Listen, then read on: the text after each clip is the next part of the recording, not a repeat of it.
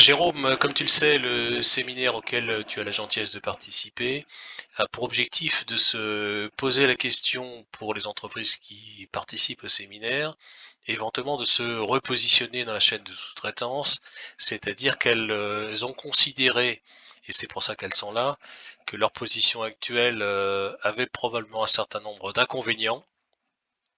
On va travailler avec elles pour voir si c'est vrai et comment faire pour limiter ces inconvénients.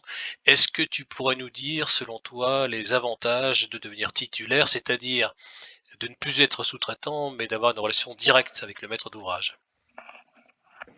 Oui, tout à fait. Alors, moi, je bénéficie d'une expérience d'une quinzaine d'années sur la direction de travaux et de chantiers. Et donc, le premier avantage de devenir une entreprise titulaire, selon moi, ça serait de se faire maltraiter en direct par le maître d'œuvre d'exécution, si je puis Je confirme, je l'exprimer confirme. ainsi. Ils pourront témoigner. Mais il s'agit, j'en plaisante, mais il s'agit d'une position un peu différente peut-être à ce que les entreprises sous-traitantes connaissent, puisque elles prennent part directement la vie du chantier et à son organisation, les aspects administratifs, les aspects contractuels aussi vis-à-vis du maître d'ouvrage. Et elles ont en face d'elles, du coup, leur représentant direct qui est le maître d'œuvre d'exécution.